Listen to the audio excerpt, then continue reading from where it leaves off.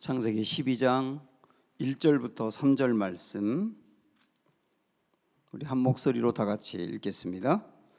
여호와께서 아브라함에게 이르시되 너는 너의 고향과 친척과 아버지의 집을 떠나 내가 네게 보여줄 땅으로 가라.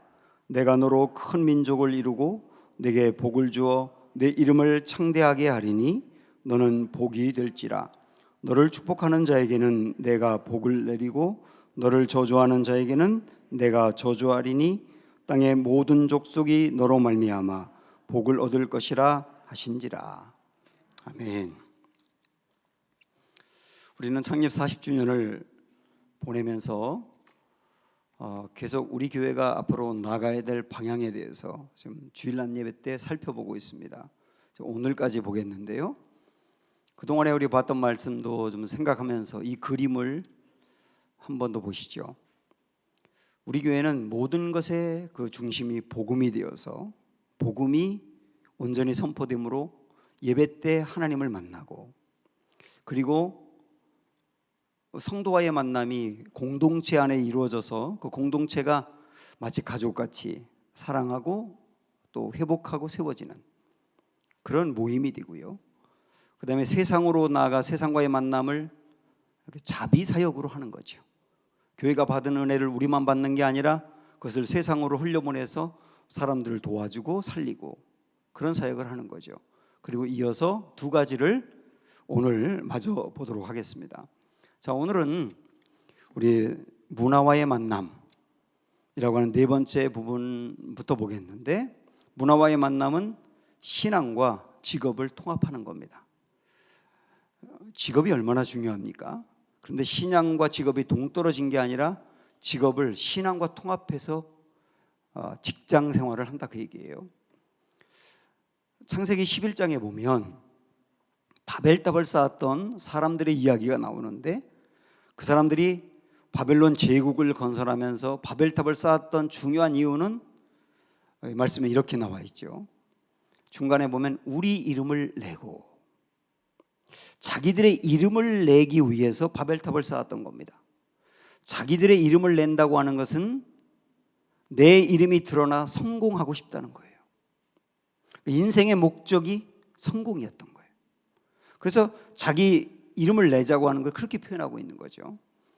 이 성공을 위해서, 자기들의 이름을 내고 성공하기 위해서 매우 중요한 게 직업이죠. 직업을 통하여 성공해야 되겠다, 이런 마음을 갖게 되는 거죠. 그래서 이런 마음을 갖다 보니까 직업이 좋으면, 요즘 개념으로 돈을 많이 버는 곳이면 내가 가치 있다고 생각을 하고, 직업이 변변치 않다고 생각하면 가치가 떨어진다고 생각을 하는 거죠. 이런 바벨론 사람들의 생각은 오늘날 우리들에게도 그대로 거의 전해져 왔어요. 그래서 우리도 내 이름을 내고 싶은 거예요. 성공하고 싶은 거예요. 성공하고 싶어서 직장이 그렇게 중요한 겁니다. 직장을 통하여 성공해야 된다고 생각을 하니까요. 그러다 보니까 이 직장이라고 하는 게, 직업이라고 하는 게 우리의 정체성이 되어버리는 거예요. 직업이 정체성이 된다는 것은 뭐냐면 그 직장에서의 그 역할이 나라고 생각을 하는 거예요. 나의 정체성을 거기에 두는 거예요. 그래서 당신 누굽니까? 그러면 자기 직업을 얘기해요. 이전에 저에게도 어떤 사람이 당신 누굽니까? 라고 말할 때 저 이름이 유성열입니다, 그렇게 말할 수도 있고, 우리 집에 한 아내의 남편이며 두 아이의 아빠입니다 라고 말할 수도 있고, 여러 가지 저에게 직함이 많은데 저는 목사입니다, 이렇게 이야기를 하더라고요. 많은 사람이 당신 누굽니까? 그러면 직장 안에서의 자기 역할을 얘기한다고요. 직업을 얘기한다고요. 그게 자기라고 생각을 하는 거예요. 전문직에 속한 사람들은 더더욱 그런데, 어떤 의사가 이런 말을 했답니다. 내가 죽으면 내 묘비명에 이렇게 새겨다오. 사람으로 태어나 의사로 죽다. 이 사람은 자기가 의사라고 하는 거에 굉장히 귀하게 여기는 건 좋은데, 자기가 그 의사고 의사가 자기라고 생각을 하는 거예요. 정체성을 직업에다 둔다, 그 말입니다. 아이들에게 너 장래 희망이 뭐야? 그러면 거의 대부분의 아이들이 직업을 이야기를 해요. 내 인생의 목적이 뭐니? 너 어떤 사람이 되기 원하니? 굉장히 중요한 질문이지 않습니까? 이런 질문을 했을 때도 아이들의 거의 대부분은 직업을 얘기해요. 나 그게 되고 싶어요. 그게 목적이고 그게 희망이며 그게 어떻게 사는 길이라고 생각을 하는 거예요. 이게 직업의 정체성을 둔 모습입니다. 근데 여러분 아시죠? 바벨탑은 무너졌다는 거. 그래서 직업의 정체성을 두는 사람도 무너지게 돼 있어요. 그 자리를 잃어버릴까 봐 걱정이 많고, 다른 후배라든지 다른 사람들이 내 자리를 치고 올라와서 뺏지 않을까 노심초사하면서 스트레스를 많이 받고, 너무 과하게 그 자리를 지키기 위해서 일하다가 탈이 나버리고 쉬질 못하고, 그러다 보니까 일이라고 하는 것은 굉장히 기쁜 것인데 일이 기쁨이 아니라 짐이 돼버리고 마는 거예요. 이게 바로 바벨탑이 무너지듯 무너져가는 모습이라고요. 내가 원하는 일 열심히 해서 성공을 하게 되면, 일이 정체성이 된 사람은 그 일에 성공을 했을 때 내가 노력해서 성공했다고 생각하기 때문에 굉장히 교만해지게 돼 있어요. 그러다 보니까 나보다 못한 사람을 보면 나는 이만큼 노력해서 여기까지 올라왔는데 당신은 왜 이렇게 노력을 못했느냐 그러면서 정죄를 한다고요. 그리고 나보다 더 낫다고 생각하는 사람, 돈을 더 많이 버는 직업을 가졌다든지 직함이 높다든지 그런 사람 앞에서는 주눅이 드는 거예요. 마치 내가 그 사람보다 실패한 사람이라고 생각을 하는 거예요. 이게 다 직업을 가지고 인생을 평가하기 때문이거든요. 사실은 내가 뭔가 지금 성공을 했다면 분명한 것은 하나님의 은혜입니다. 내가 열심을 냈고요, 그 다음에 그 일에 대한 능력이 있고요, 뭔가 의지가 강했다면 그건 누가 준 것입니까? 내가 열심히 수고해서 그렇게 됐다? 수고했는데 열매를 거두게 한 분은 또 누구입니까? 사람들이 수고했다고 다 그만한 열매를 거두나요? 아니잖아요. 그래서 내가 여기까지 온 것은 전적으로 하나님의 은혜다라고 받아들이며 가야 되는데, 오직 직업이 정체성으로 두는 사람은 그렇게 못한단 말입니다. 게다가 만약에 내가 갖고 있던 그 자리, 내 직업을 잃어버리게 되면 자존감도 완전히 바닥으로 떨어져 버리게 되고, 그 다음에 실패를 하게 되면, 그 어떤 직장에서 실패를 했다든지 직업에서 실패를 하게 되면 그 일만 실패를 한 것인데 인생 전체가 실패했다고 생각을 하는 거예요. 이게 모두 바벨탑이 무너지듯 무너져가는 모습입니다. 아브라함을 보세요. 하나님은 바벨론 사람들이 자기 이름을 내기 위해서 바벨탑을 쌓고 전부 다 그쪽으로 갈 때 바벨론 사람들과 전혀 다른 생각을 갖는 나라를 세워야 되겠다. 그리고서 아브라함을 불러내시지 않았습니까? 그러면서 아브라함을 불러내면서 아까 바벨탑을 쌓았던 사람들이 자기 이름을 내자 그런 목적으로 쌓았다고 했는데, 하나님이 아브라함을 불러내고 뭐라고 하셨는지 한번 12장 2절을 보세요. 내가 너로 큰 민족을 이루고 내게 복을 주어 내 이름을 창대하게 하리니 너는 복이 될지라. 내 이름을 창대하게 한다는 말은 이름을 낸다는 뜻이에요. 그런데 맨 앞에 내가라고 되어 있지 않습니까? 내 이름을 창대하게 하는 이는 하나님이야. 이게 분명히 구분을 해놓으셨어요. 저 사람들은 자기들의 힘으로 자기들이 자기들의 이름을 내자고 하지만 너희들의 이름을 창대하게 하는 것은 하나님이야. 구분하셨어요. 그럼 언제 창대하게 해주시느냐? 1절을 보면 이렇게 나와 있습니다. 여호와께서 아브라함에게 이르시되 너는 너의 고향과 친척과 아버지의 집을 떠나 내가 네게 보여줄 땅으로 가라. 하나님이 아브라함의 인생에 찾아가셔서 거기서 그를 불러내시고 그 다음에 그를 인도하시는 거예요. 찾아가서 불러내시고 인도하신다고요. 그의 인생의 주도권을 하나님이 쥐고 찾아가서 하나님이 그를 불러내고 하나님이 그를 인도하는 거예요. 아브라함은 하나님이 내 인생을 이끌어 가신다고 알고 하나님이 부르심에 아멘하고 따르고 하나님이 인도한 대로 따라갈 때 하나님이 그 이름을 창대하게 해준다 그 말이거든요. 자, 하나님이 나를 부르셨다, 부르시고 인도하신다고 여기는 것 중에 매우 중요한 것이 직업입니다. 내가 지금 가지고 있는 직업, 이 직업을 하나님이 나를 부르셔서 나에게 이 직업을 주신 것이다 라고 여기며 나아가는 게 굉장히 중요한 거예요. 그때는 부르심의 정체성을 두는 거지 직업의 정체성을 두는 게 아닙니다. 이게 얼마나 중요하냐면 이 이야기를 한번 들어보실까요? 두 명의 청년이 있습니다. 이 둘 다 꿈이 있어요. 뮤지컬 배우가 되는 게 꿈입니다. 열심히 준비했어요. 학원을 다니면서 노력을 정말 많이 해서 뮤지컬 배우가 되기에 정말 좋은 극단의 오디션을 보게 됐습니다. 여기 합격을 하면 정말 유명한 배우가 돼서 꿈을 이룰 수 있는 길이 열려요. 그런데 안타깝게 그 두 청년 모두 합격을 못했습니다. 그런데 둘 다 떨어지고 난 다음에 두 사람이 그 다음에 완전히 다른 거예요. 이 친구는 떨어지고 난 다음에 완전히 절망을 하는 겁니다. 그래서 그 오디션에 실패한 것인데 자기 인생이 실패했다고 생각을 하는 거예요. 그래서 너무 방황을 하고 도무지 일어나지를 못하는 거예요. 왜 그런지 아십니까? 이 친구는 뮤지컬 배우가 되는 게 그냥 그 직업 자체가 이 사람의 정체성이었고 그 직업을 갖지 못하면 이 사람은 실패했다고 생각하기 때문이에요. 그런데 또 다른 청년을 보세요. 이 청년은 떨어지고 난 다음에 실망을 했습니다. 그러나 절망하진 않았어요. 며칠 동안 힘들고 어려워하다가 이런 생각을 합니다. 내가 뮤지컬 배우가 되기 위해서 정말 열심히 준비했고 그보다 더 준비할 수는 없어. 그런데도 떨어졌다면 내 길이 아닌가 봐. 그러면서 다른 길을 찾기 시작하는 거예요.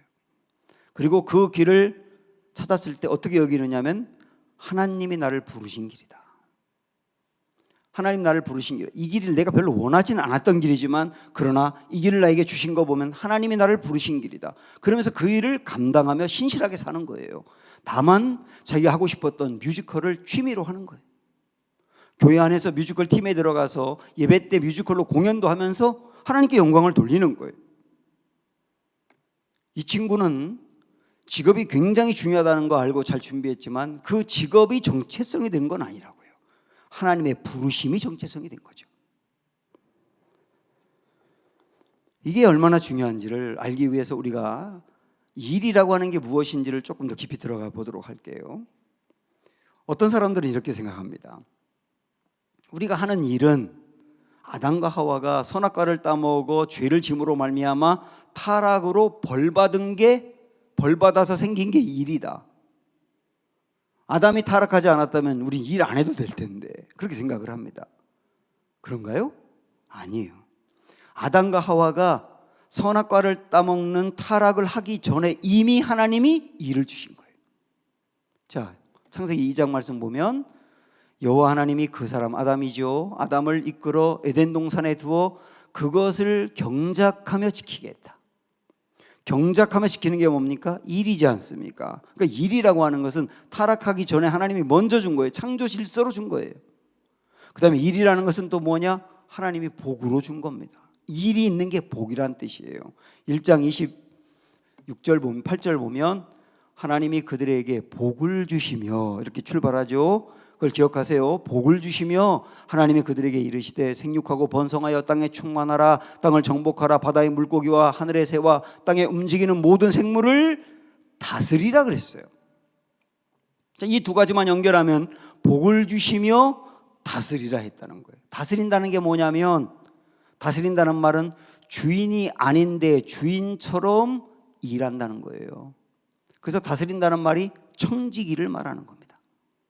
주인은 아닌데 주인처럼 맡아서 일하는 사람, 다스리는 사람인데요. 이 다스리도록 일을 준 것을 복을 주었다라고 표현하고 있어요. 그래서 사람들이 일을 하게 된 것은 복을 받은 일이에요. 근데 우리나라는 옛날에 그 선비들이 일을 하나도 하지 않고 술만 진탕 마시고 시를 읊으면서 친구들과 이야기를 나누고 부채질이나 살살 하고 있고 뭐 이러는 게 뭐 잘 사는 길인 줄 알았어요. 그러다 보니까 일하는 거는 노예들이 하는 거고 라고 생각을 했는데 그러다 보니까 그런지 초등학교 아이들에게 내 꿈이 뭐냐라고 할 때 1등으로 나온 게 건물주였다라고 하는 거 여러분 들으신 적 있죠? 저는 정말 그게 거짓말이기를 간절히 원해요. 평생을 열심히 일하고 나중에 건물주가 되는 건 괜찮은 일이잖아요. 그런데 초등학교 아이 때부터 일하지 않고 건물주가 되어서 살겠다고 하는 건 정말 문제가 있는 거죠. 일에 대해서 잘못 이해하고 있는 거예요. 자, 우리는 현재 내가 하고 있는 일, 현재 나의 직업, 주부들 다 포함하는 거예요. 현재 나의 일을 어떻게 이해해야 되느냐. 자, 여러분이 이 스크린 보면서 여러분이 읽어보셔야 됩니다. 제가 현재 나의 직업은 이라고 하면 첫 번째 거 읽어보세요. 현재 나의 직업은, 좀 더 크게 다시 한번, 현재 나의 직업은, 또 현재 나의 직업은, 현재 나의 직업은 이라고 이해하셔야 된다는 거예요. 현재 내가 하고 있는 그 일은 하나님이 맡기신 일이다. 그리고 하나님의 일에 동참하는 거다. 그 일을 통하여 하나님께 영광 돌리는 거다. 이 일이 얼마나 중요하냐면, 우리 시편 147편에 이런 말씀이 있습니다. 예루살렘아 여호와를 찬송할지어다. 시온아 내 하나님을 찬송할지어다. 그가 내 문빗장을 견고히 하시고. 그 다음에 생략을 할게요. 여기에 문빗장을 견고히 하시고 라고 하는 말이 나와 있는데, 다시 한번 돌려보세요. 앞으로 문빗장을 견고히 한다는 말이 무슨 뜻이냐. 문빗장은 옛날에 성이 있을 때 그 성 앞에 정문이 성문이잖아요. 그 성문이 금방 열리면 적들이 쳐들어오니까 성문이 열리지 않도록 견고하게 막아놓은 문빗장이 있죠. 그게 쇠 막대기였습니다. 아주 두꺼운 쇠 막대기로 거기를 딱 막아놓으면 성문이 열리지 않거든요. 그게 문빗장이라고 해요. 자, 그런데 여기 성이 있다고 생각을 할 때 문빗장만 견고하면 성이 망하지 않습니까? 성 안에 사는 사람들이 완전히 엉터리예요. 사람들이 일하지 않고 도둑질, 강도질, 그리고 남자들이 도박에 빠져 살고 엉망이면 문빗장이 아무리 쇠막대기가 강건해도 그 성은 무너지잖아요. 이 반대로 하나님이 우리의 문빗장을 견고하게 한다는 말은 쇠막대기만 견고하다는 의미가 아니라 나라 안에 살고 있는 사람들이 각자 맡겨진 일 하나하나를 잘 감당할 때 문빗장이 견고해진다는 뜻이에요. 정치인은 나라를 정말 똑바르게 통치하고, 경찰들은 백성들을 보호하기 위해서 헌신하고, 법을 집행하는 사람들은 억울한 사람이 없도록 의롭게 하고, 또 가정의 주부들은 아이들을 잘 양육하며 가정을 잘 돌보고, 모두 다 내게 맡겨진 일들을 아주 신실하게 감당할 때 그 모든 게 모여지면 문빗장이 견고해지는 거죠. 우리의 직업은 그런 의미로 보셔야 된다는 거예요. 그래서 우리는 이 문구를 한번 마음에 새기며 다 같이 한번 해보겠습니다. 시작. 우리는 나라의 문빗장을 견고케 하는 사람들이다. 뭐로? 내 직업으로. 저는 유성열이라는 저는 목사의 일로 나라의 문빗장을 견고케 하는 사람입니다. 여러분은 여러분이 지금 다니고 있는 직장의 그 직업으로 나라의 문빗장을 견고케 하는 사람이다. 이거 좀 더 넓은 개념으로 확대한다면 내가 그 일을 통하여 하나님 나라의 문빗장도 견고케 하는 거다. 이런 의미로 이해를 하셔야 된다는 거예요. 그때 바로 내가 하고 있는 이 직업이 하나님이 내게 맡겨진 일이며, 하나님과 동참하는 일이며, 하나님의 일에 동참하는 일이며, 그 일을 통하여 하나님께 영광 돌리는 것이다라고 받아들일 수 있는 거죠. 이렇게 본다면 모든 일은 다 굉장히 존엄한 것입니다.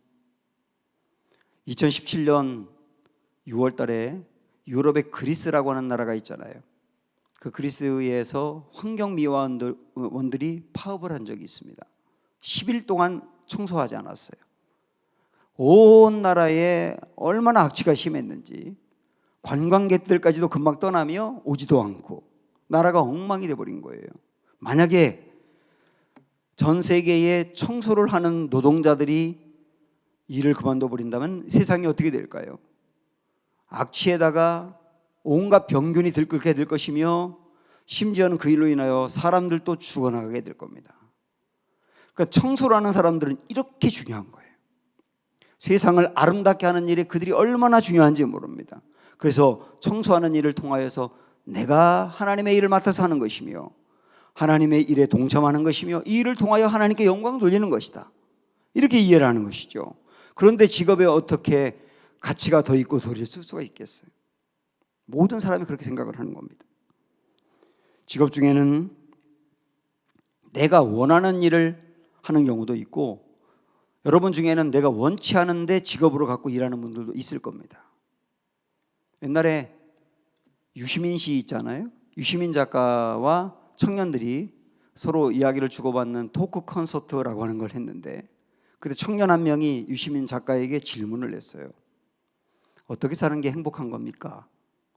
그때 이분이 뭐라고 대답을 했냐면, 당신이 원하는 삶을 살아라.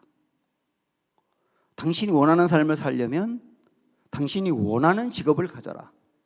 그리고 원하는 직업을 가지려면 노력을 더해야 한다. 멋있는 말이죠.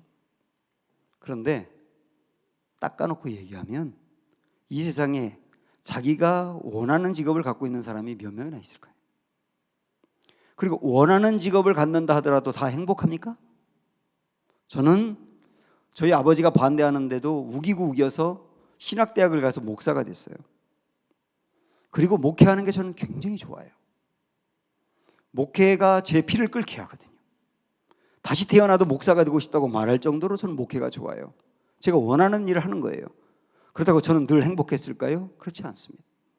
목회하면서 힘들고 어려워서 목회를 그만두고 싶었던 때도 몇 번이나 있었고, 목회하면서 도망가고 싶었던 때도 많았어요. 목회는 제가 원하는 일이지만 그렇다고 제가 늘 이것 때문에 행복하거나 늘 좋은 건 아니란 말이에요. 우리가 일하다 보면 내가 원하는 일을 할 수도 있고 원치 않는 일을 맡을 수도 있습니다. 중요한 건 뭐냐면 현재 내가 맡고 있는 일이 어떤 일이든 그 일이 하나님이 내게 맡겨진 일이다. 내가 꼭 원해서가 아니라 원치 않아서가 아니라, 원한다고 꼭 하나님의 뜻이고 원치 않는다고 하나님의 뜻이 아닌 게 아니고, 현재 내가 맡고 있는 그 일은 어떤 일이든 상관없이 하나님이 내게 맡겨진 일이다. 그리고 그 일을 통하여 하나님의 일에 동참하는 거다 라고 여기며 나아가는 게 그리스도인의 직업의식이란 말입니다.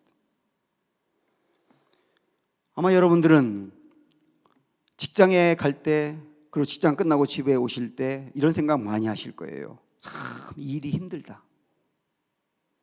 그렇습니다. 일은 힘든 겁니다. 왜냐하면 하나님이 아담과 하와에게 그들이 선악과를 따먹고 난 다음에 이런 말씀을 하셨거든요. 땅이 내게 가시덤불과 엉겅퀴를 낼 것이다. 가시덤불과 엉겅퀴를 내기 때문에 일을 하지만 힘들다는 거예요.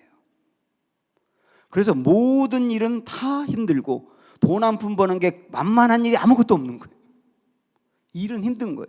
그래서 아직도 가야 할 길이라고 하는 책을 쓴 스카페이라고 하는 분은 이 책에서 뭐라고 말을 했냐면, 힘든 인생을 힘들지 않게 살아갈 수 있는 유일한 방법은 인생이 힘든 것을 알고 사는 것이다. 그런 말을 했거든요. 그러면 열심히 일을 해봐야 무슨 소용이 있나라고 생각할지 모르지만, 여러분 이 스크린에 있는 말씀을 이번에는 뒷부분을 강조하면서 다시 볼게요. 땅이 내게 가시덤불과 엉겅퀴를 낼 것이라. 내가 먹을 것은 밭의 채소인즉. 절대로 땅이 금방 도와주지 않아서 일이 힘들 거다.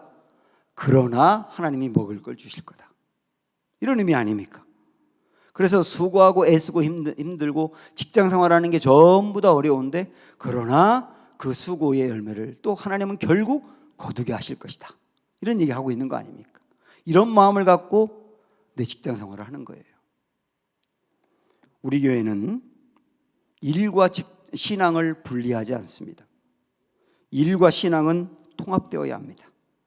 어떤 일이든 어렵더라도 하나님이 내게 맡기신 일이라는 의식을 가지고 하나님의 일에 동참한다는 마음을 갖고 내일 월요일 여러분 출근하십시오. 이게 성도의 직업의식이에요.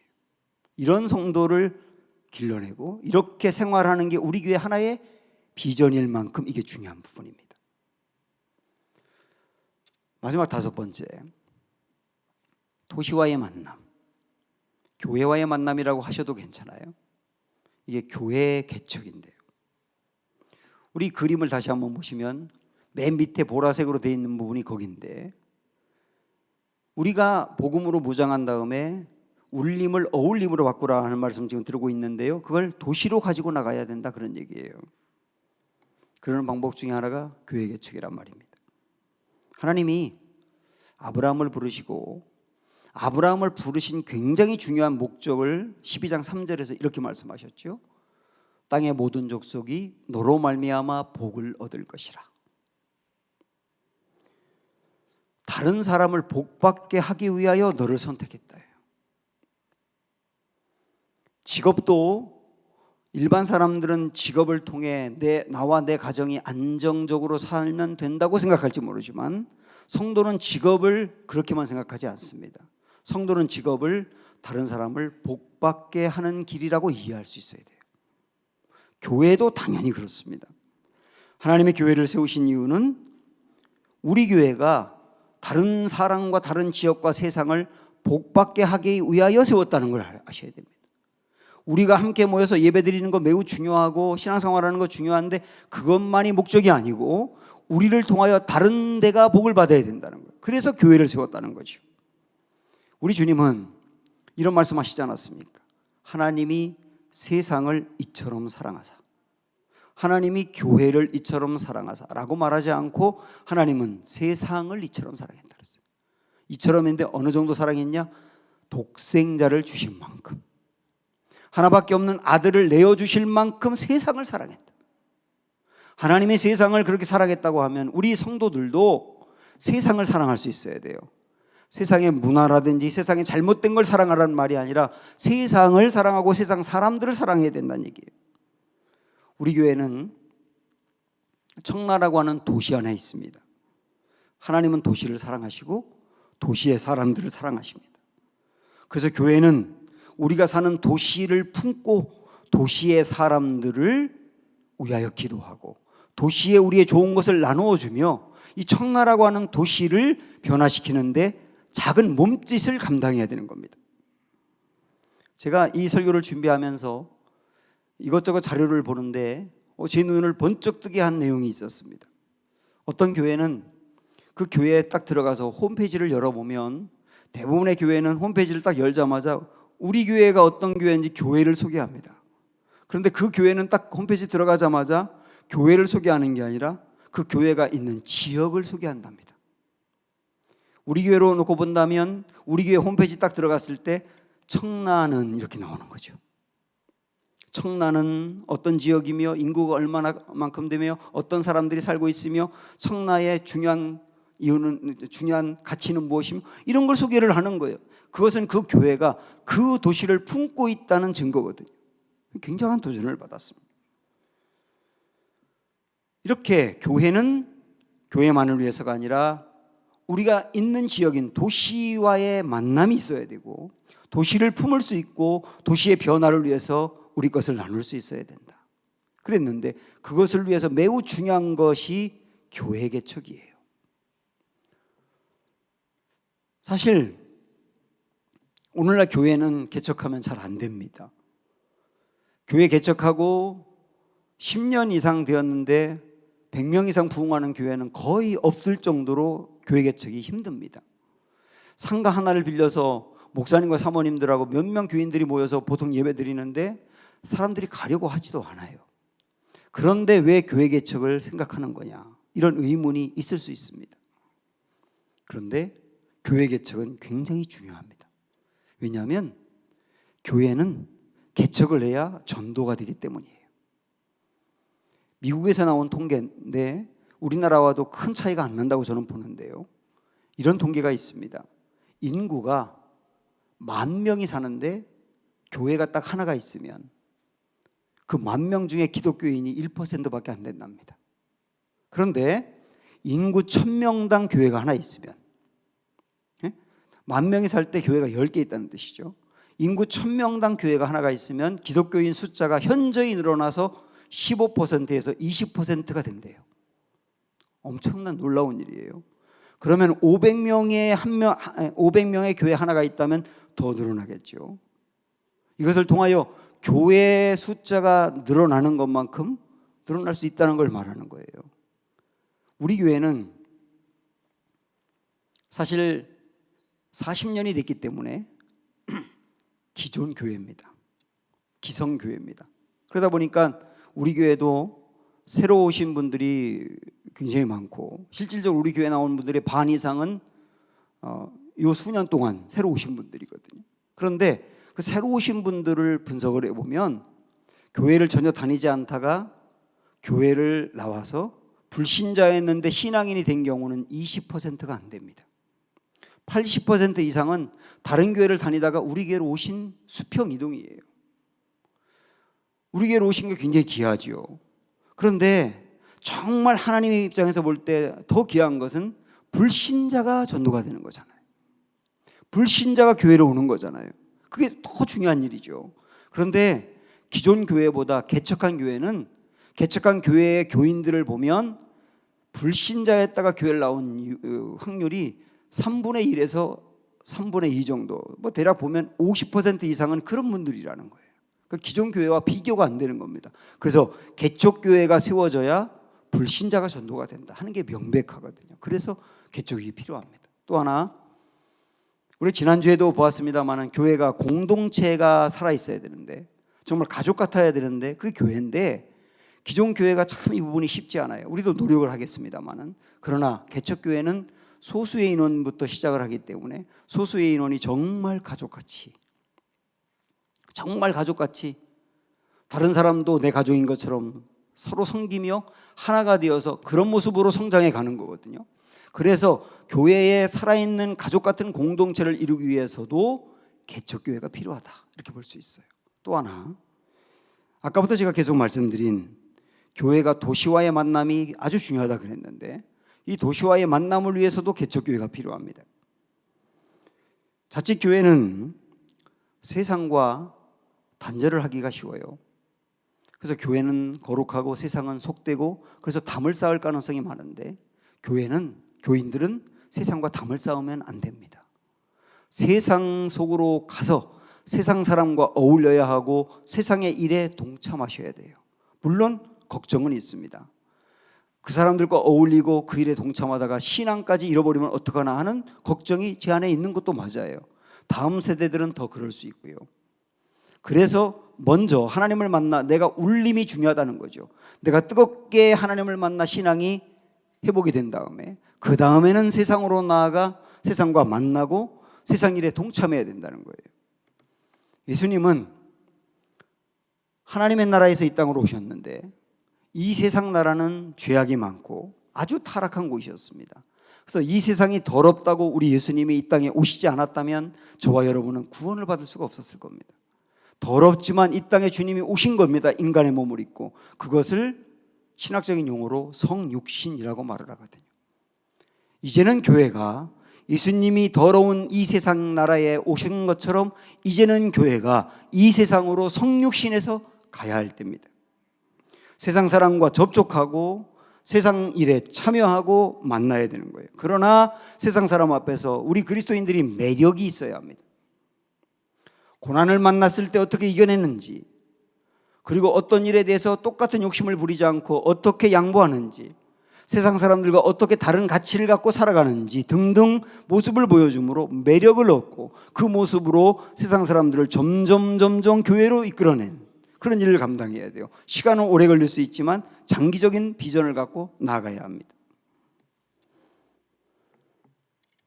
이런 아름다운 교회, 세상과 접촉하고 한 사람과 접촉해서 그와 친해지고, 그리고 그를 점점 변화시켜가고, 그리고 그를 교회로 인도하는 이런 일들은 기존 교회인 우리 교회도 해야 되지만 개척교회가 더 잘할 수 있는 거예요. 사실 기존 교회에 한 사람에 대한 애정과 열정보다 개척교회는 한 사람을 교회 나오게 하고 변화시키고 세워야 된다는 그 열정은 기존 교회보다 훨씬 뜨겁지 않습니까? 그래서 개척교회가 필요하단 말입니다. 그래서 우리는 개척교회를 세우려고 하는 계획을 가지고 있습니다. 많은 개척교회가 있는데 잘 안 되는 중요한 이유가 뭐냐면 목사님하고 목사님 사모님이 맨 땅에 헤딩하기 때문이에요. 교인이 없이 상가 하나를 빌려서 시작을 하니까 정말 안 되는 겁니다. 그래서 개척교회가 되기 위해서는 교회가 교회를 개척해야 합니다. 교회가 교회를 개척할 때 단지 건물을 구입하는 것보다 훨씬 중요한 게 뭐냐면 사람을 떼어줘야 돼요. 이것을 분립개척이라고 말합니다. 기존에 우리 교인들을 떼어서 상당 부분이 그분들이 새로운 목사님과 함께 교회를 시작을 해야 합니다. 거기엔 장로님들도 들어가야 되고 권사님들도 들어가야 되죠. 그러면 새로 교회를 세운 분들은 새로운 교회가 세워졌기 때문에 정말 열심을 하게 되고, 그리고 기존의 교회는 교인이 줄어들어서 그것으로 인하여 어려움 당할 수도 있을지 모르지만 우리 하나님은 그런 분이 아니더라고요. 그 교회를 또 채우고 가시더라고요. 저는 이전부터 이런 꿈을 아주 오래전부터 꾸어왔습니다. 그런데 제 마음에 500명에서 700명 되면 이렇게 해야지라고 지나왔었는데, 작년에 우리 장로님들과 이런 부분을 놓고 함께 고민하며 함께 논의하던 중에 꼭 500명 나와야만 되는 건 아니고 지금 우리 교회 여건에서도 할 수 있다. 어려우면 어려운 상태에서도 할 수 있고 작으면 작은 상태에서도 할 수 있다. 그래서 우리가 결정한 것이 교회 개척을 하자예요. 교회 개척을 하자.